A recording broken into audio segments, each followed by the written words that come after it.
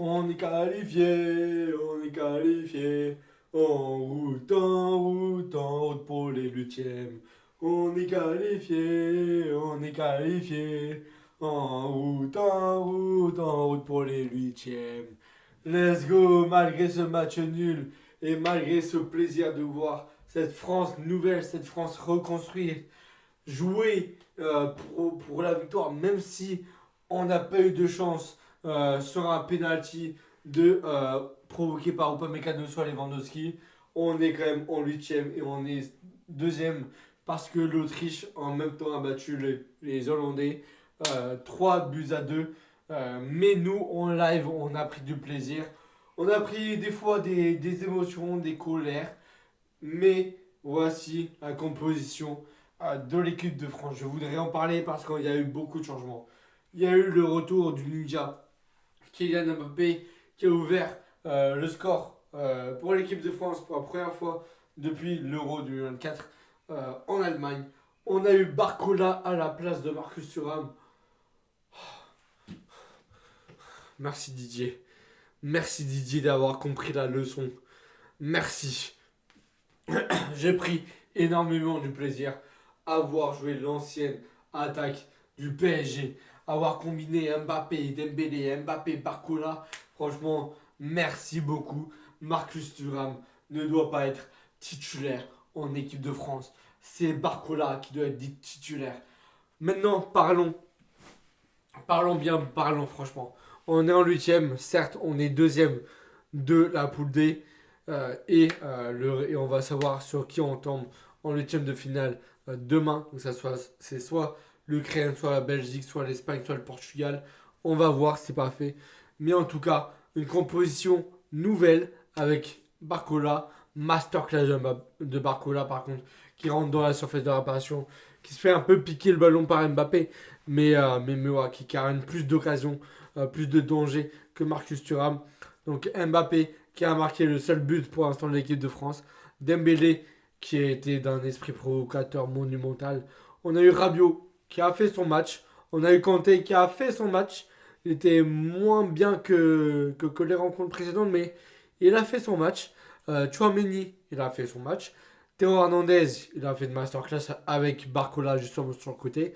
Saliba Upamecano, une défense charnière majestueuse, même si Upamecano a du coup donné le penalty à Lewandowski. On va revenir après sur le penalty de Lewandowski et sur l'arbitre Marco Guida. Koundé, Jules Koundé, homme du match. Pour moi, Jules Koundé est homme du match. C'est voilà, très bien défendu, retourné ses serres. Il va de l'avant, il n'hésite pas et Mignon malheureusement sur le double penalty tiré par les Polonais. Mais voilà, il a fait son staff. Par contre, je reviens rapidement sur le penalty. Les gars, l'arbitre Marco Guida, t'es l'assassin numéro un de l'équipe de France. Maintenant. Parce que Lewandowski, il s'est arrêté deux fois avant de tirer son penalty. Premier penalty arrêté par Mike Mignon. Son deuxième penalty, il l'a fait aussi. Il a fait deux arrêts.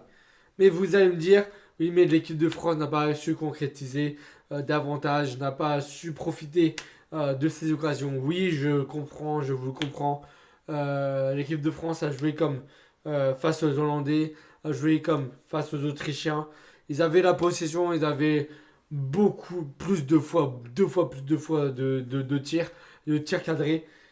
Et c'est vrai que j'en ai ras-le-bol. Voilà. Il faut concrétiser les actions parce que je l'ai dit à la mi-temps de mon live d'ailleurs qui s'est très bien passé. Merci beaucoup pour ceux qui ont été là. Euh, qu'un jour il faut marquer. Un jour il faut concrétiser. Et un jour il faut mettre les buts au fond des buts. Un jour il faut marquer plus de buts. Ok, Mbappé a ouvert le score sur, sur le contre-attaque de fou furieux de Ousmane Dembélé.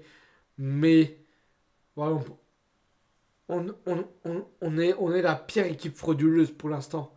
Un record avant ce match. euh, Première équipe majeure de l'Euro à être qualifiée sans marquer de but. Et là, première équipe majeure de l'Euro à avoir inscrit qu'un penalty dans la phase de poule. Ok, on est qualifié. Ok, on est en huitième. Ok, je suis fier d'être français.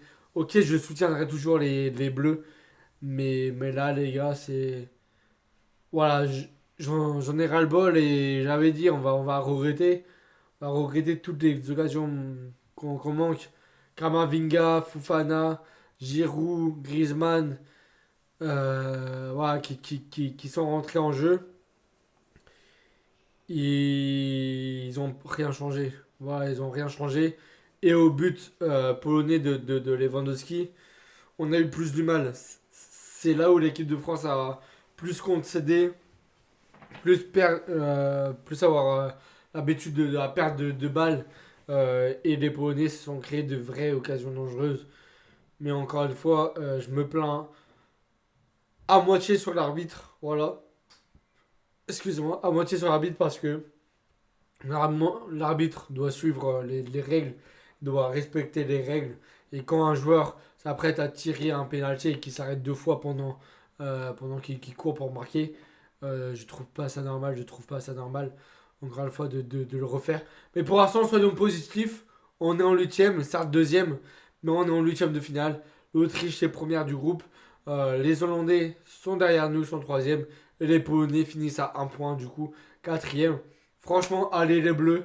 Et j'espère que maintenant, on va rentrer dans le vif du sujet. Maintenant, ils vont s'entraîner à plus marquer. Et quel plaisir. Quel plaisir encore. Je répète, mais quel plaisir de voir Marcus Thuram sur le banc. Remplacé par Barral et Barcola. Mais quel plaisir. Mais quel plaisir. Merci Didier d'avoir fait ce choix.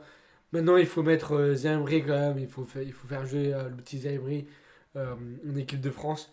Mais Barcola, trois fois plus de qualité que Marcus Thuram. Ouah, franchement, dites-moi dans les commentaires. Merci encore une fois d'être aussi nombreux sur mes lives. On profite, on chante, on fait la fête. C'est une dinguerie mes lives.